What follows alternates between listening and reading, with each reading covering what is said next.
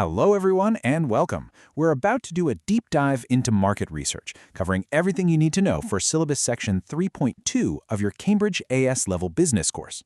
We'll hit all the key concepts to make sure you have a really solid grip on this topic. So let's kick things off by busting a common myth. When you hear market research, you might picture someone on a street corner with a clipboard, right? Well, that's kind of old school. In today's world of social media, big data, and real-time trends, market research has become way more complex and, honestly, way more powerful. So here's our game plan for this session. We're going to start with the why, the purpose of market research. Then we'll get into the two main types, primary and secondary. After that, we'll talk about sampling, how we analyze the numbers, and finally, how to make sense of it all with data and charts. Okay, let's jump right into our first section. The purpose of market research. I mean, why do businesses, from huge global corporations all the way down to your local corner shop, pour so much money and effort into this? What are they really trying to achieve? Well, it turns out market research does a whole bunch of vital jobs. It helps a business get the lay of the land. How big is the market? Is it growing? Who are the big players? It's also a massive tool for reducing risk. You don't want to spend a fortune launching a new product nobody wants, right? It also helps you get inside your customers' heads. Who are they? What do they want? And if your sales are suddenly dropping, research can help you figure out why. It can even help you predict the future so you don't make too much or too little of something. And finally, you can test out your ideas like different packaging or ad campaigns before you go all in. So now that we know why businesses do research, let's look at the two main flavors of data they can use, primary and secondary. Getting the difference between these two is absolutely fundamental. And the distinction is actually pretty simple. Primary research is when you go out and collect brand new data yourself for your own specific project. Think surveys, interviews, that kind of thing. Secondary research, on the other hand, is when you use data that's already out there, stuff that someone else collected for their own reasons. This is often called desk research because you can do it right from your desk. Now, using existing data sounds great, right? It's often cheaper and quicker. But, and this is a big but, it comes with strings attached. As you can see from this table, there's always a trade-off. Government data is awesome, but it might be a few years old.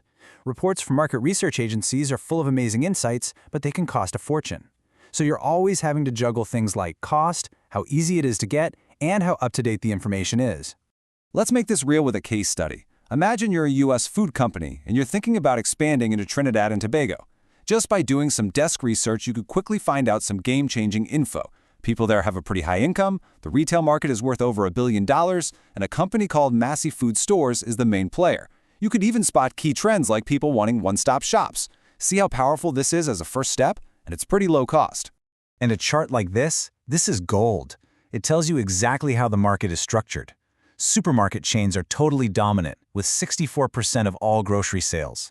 So what's the takeaway for our U.S. exporter? It's crystal clear. If you want to make a splash, you have to get your products into those big supermarket chains. Trying to sell through little independent shops just won't cut it. Okay, so let's sum up this case. The benefits of that secondary research are obvious, right? Our exporter now has a great big picture view of the market. But what about the limitations? Well, all this data doesn't tell us what specific flavors people like, or how much they're willing to pay, or what they think of American brands. To get those kinds of specific answers, the business would have to do some primary research. And to get those answers, they turn to methods like these. A questionnaire could gather hard numbers on pricing, while a focus group could dig into the why behind what people like. But again, notice the trade-offs. Test marketing gives you real sales data, which is amazing, but it also tips off your competitors about your plans. Interviews let you ask really deep questions, but they take a ton of time and money. Choosing the right tool for the job is a massive part of the strategy. Let's look at another scenario. Meet Carlos. He's a chef with a dream of opening a restaurant in a coastal town, but he's got some big decisions to make. What kind of food should he serve? Should he offer takeaway? What should the place look like? You're just not going to find that kind of super local, specific information in any existing reports. So, how could primary research help Carlos out? Well, what if he ran a focus group with some locals to see if they'd be into Spanish food? Or maybe he could hand out a questionnaire to tourists to see if there's a demand for a takeaway service. He could even show people mock-up menus and pictures of his design ideas to get their direct feedback. The whole point is to get data that's custom-built to answer his specific questions. Okay, we've talked about what data to collect, but now we have to figure out who to collect it from. Because let's be real, it's almost never possible or affordable to survey every single person in your target market. And that's where sampling comes in. You select a smaller, representative group from the bigger population. The trick is to find the right balance. If your sample is too small, like asking just 10 people what they think of a new chocolate bar, your results probably won't be reliable. The other big danger is sampling bias. This is where your sample group doesn't really match the overall population.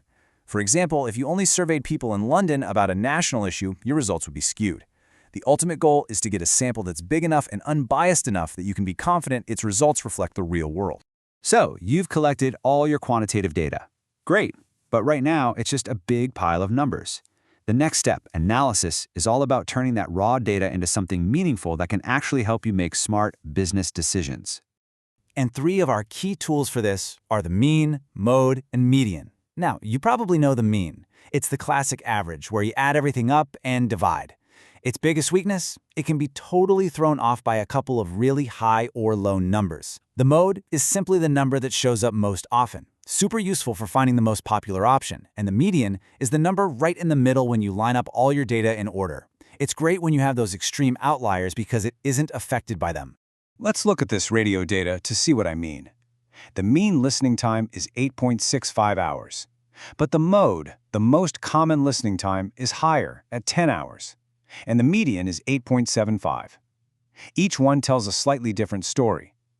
That high mode suggests there's a group of really dedicated fans listening for a full 10 hours, while the lower mean is probably being dragged down by a bunch of people who only listen for a little bit. A good analyst looks at all 3 to get the full picture. Finally, let's talk about presenting data visually.